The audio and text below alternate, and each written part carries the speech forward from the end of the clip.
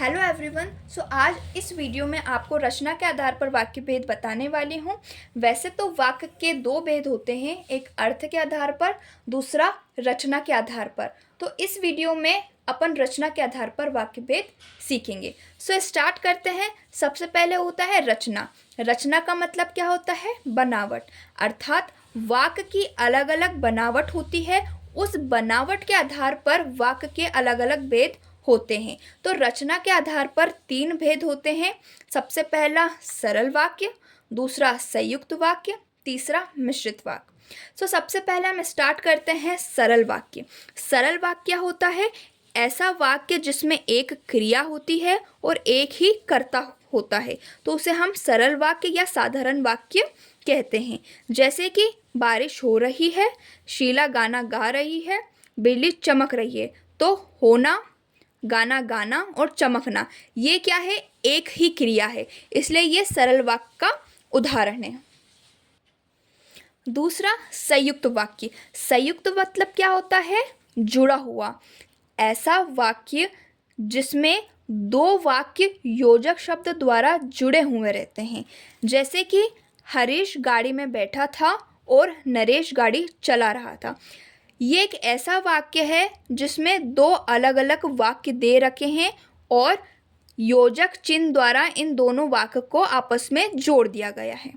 तो इसकी क्या ट्रिक होगी? देखो, कहीं पे भी अगर आपको और, एवं, तथा, या, अथवा, इसलिए, अंतः, फिर भी, तो, किंतु, परंतु शब्द दिखते हैं, तो वो उदाहरण हो जाएगा किसका? संयुक्त वाक्य का। इसका उदाहरण देख लेते हैं। जैसे कि महेश बोल सकता है लेकिन उसे कोई बोलने का मौका नहीं देता। नैना गा सकती थी लेकिन उसे माइक नहीं मिला। अब ये और, लेकिन, ये सारे किसके उदाहरण हैं? संयुक्त वाक्य। अब मिश्रित वाक्य को समझने से पहले मैं आपको उपवाक्य क्या होते हैं वो समझ लेते हैं। वाक्य का ही अंश होता है उपवाक्य। जैसे कि हमने उस उदाहरण में पढ़ा, हरीश गाड़ी में बैठा था और नरेश गाड़ी चला रहा था। तो ये पूरा वाक्य है। अब इसमें दो अलग अलग वाक्य दे रखे हैं, इसी को इस वाक्य का क्या बोला जाता है? उपवाक्य बोला जाता है।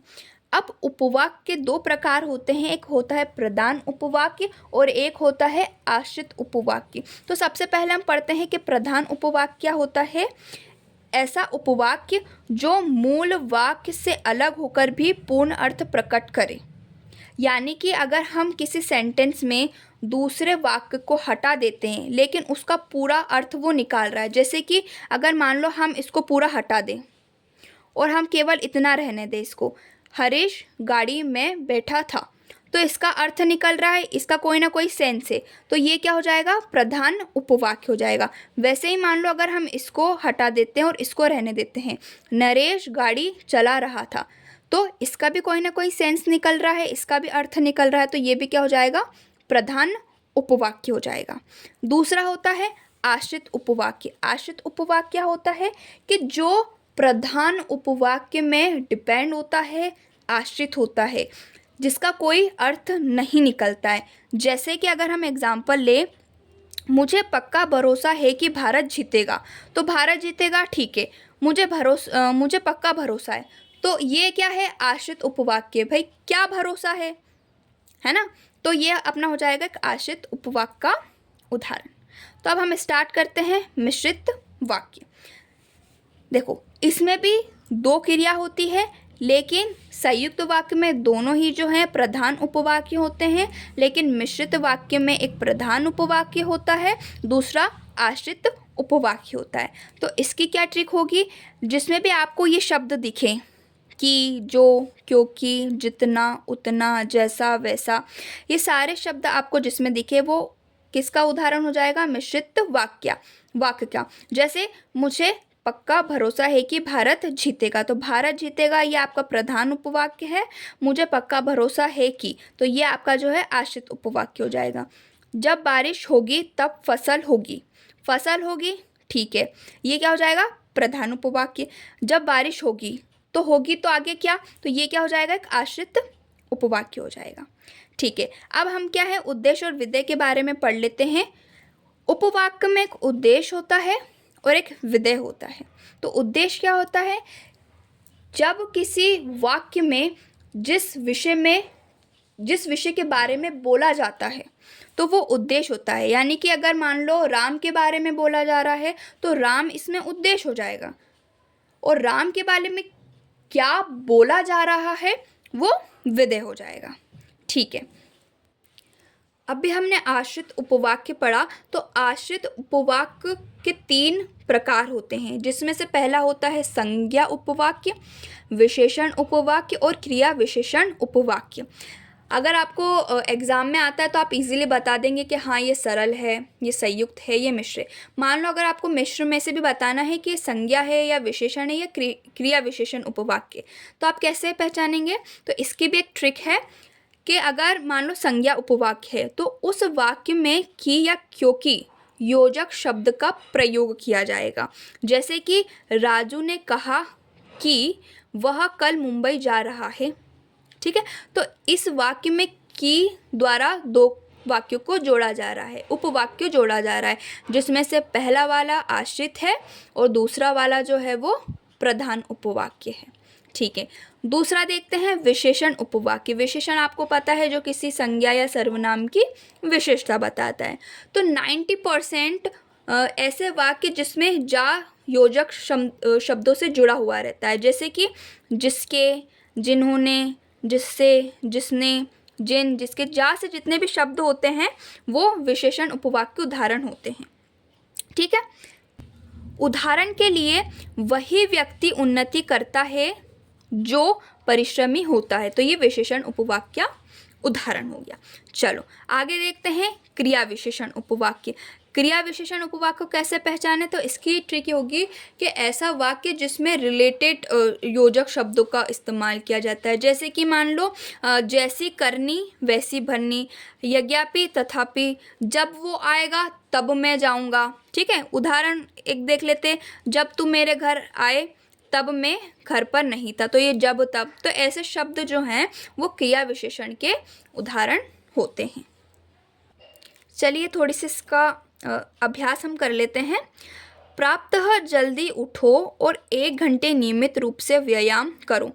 तो ये किसका उदाहरण है? देखो इस वाक्य में और योजक शब्द द्वारा इन दोनों वाक्य को जोड़ा गया है। तो मैंने आपको बताया था और किस में आता है? संयुक्त वाक्य में। तो ये किसका उदाहरण हो जाएगा? संयुक्त का। दूसरा देखते हैं, मरीज दवाई लेने अस्पताल गया। तो ये तो क्या है? गया, एक ही क्रिया है, तो ये क्या हो जाएगा? सरल। तीसरा देखते हैं, अध्यापक आए और कक्षा में शोर बंद हो गया। तो और है, तो ये भी क्या है? संयुक्त वाक्य का उदाहरण है।